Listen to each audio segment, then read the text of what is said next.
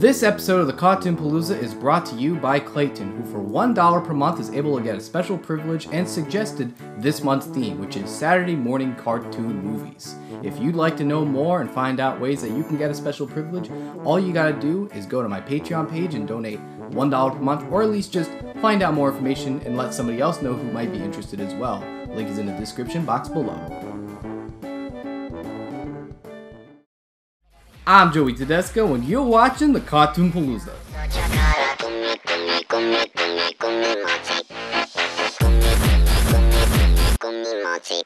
It's that special time of the day where you get to wake up to your favorite cereal and fight your sister for the last Eggo. Where did I get all this food? It's Saturday morning cartoon time! Before cable television and on-demand, having blocks dedicated to animated programming was a treat for kids, watching new episodes of their favorite shows. Even today, I chose to have my reviews posted on Saturday to honor this tradition. Or at the very least, close to Saturday morning because my schedule's all over the place. I apologize. That's why, throughout this month, I'm going to be watching animated movies based off of Saturday morning cartoons, specifically from the era of Saturday morning cartoons. Mostly like 60s to 80s, early 90s, you know. And we're going to start off with one of the most successful franchises in the 80s, the popular Hasbro toy line, Transformers, and its movie. No, not that one. No. We're not going to be making this review about Michael Bay's Transformers. That's been done like how many times already? We're not going to do that. We're going to be focusing on the one from the 80s. That's the movie we're going to be watching. Okay? Alright, let's go. Much like the show it's based on, the movie puts us in the middle of a war. One side features the transforming celestial robots called the Autobots, and the other features transforming celestial robots called the Decepticons. I don't think we'll ever know why they hate each other. I think one of them stole their lawnmower or something. Or lawnmower bot, who knows. I'm not the first one to notice this. This has been parodied dozens of times before in other films and shows. What's this whole intergalactic tip about anyway? You know, I don't remember. Neither do I. The leader is Optimus Prime, who's so awesome and so epic, he's introduced to an 80s power ballad. This is gonna be so awesome. We're gonna be watching our favorite character. He's gonna be so awesome, so macho, and he's dead. Yeah, they kill off Optimus Prime and other main characters within the first 20 to 30 minutes of this movie. Yeah, forget character progression, story arcs, overrated. Just go straight for the killing. Game of Thrones, just cut off Ned Stark's head, just in the first episode. That's all you had to do. You'll notice that I said that not one character gets killed off.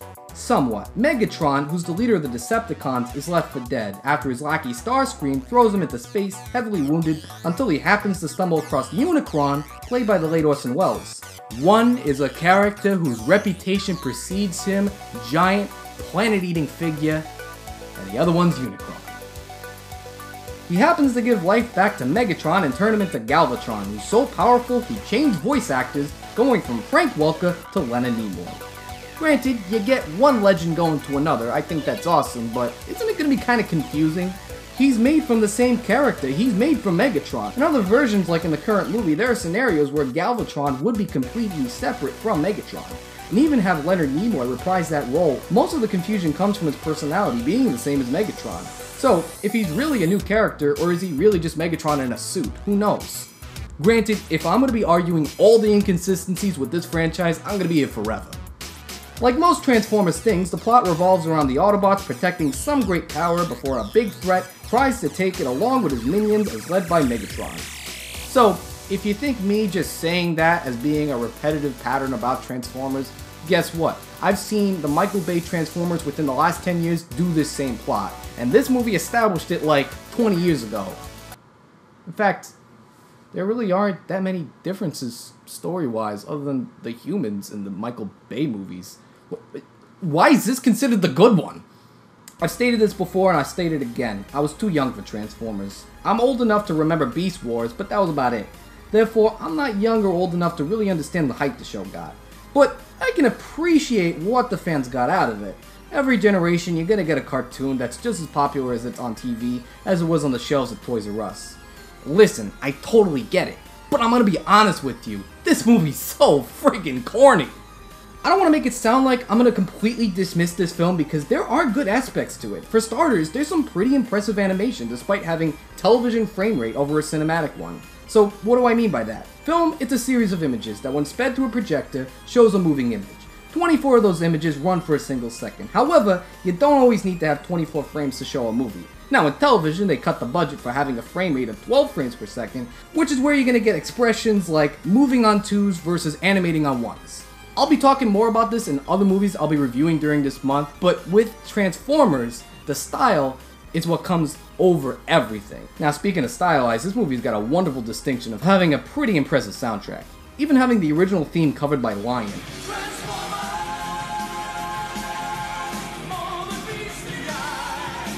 Now, on top of the soundtrack, you got an impressive voice cast. I mentioned that late Orson Welles plays the villain, as well as Leonard Nimoy, but you also got Judd Nelson, Eric Idle, and even the Micro Machine guys, who speaks at like 50 words per second. But even with the impressive animation, impressive soundtrack, does it really amount to it all? Not really. It just reaffirms what I know about Transformers. Glorified commercials that are as dated as soon as they're released. The movie feels so choppy. You got a scene where the Transformers are attacked by Decepticons, and it seems like everybody's doing okay.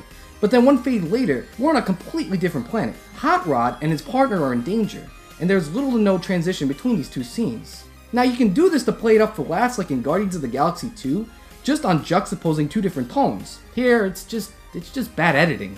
For me, this series is a lot like Pokemon, and come to think of it, a lot of what people complained about that series makes sense when looking at it when it comes to what I don't like about Transformers. When the first Pokemon movie came out, it alienated so many newcomers who had no idea what these characters were and why so many people liked them.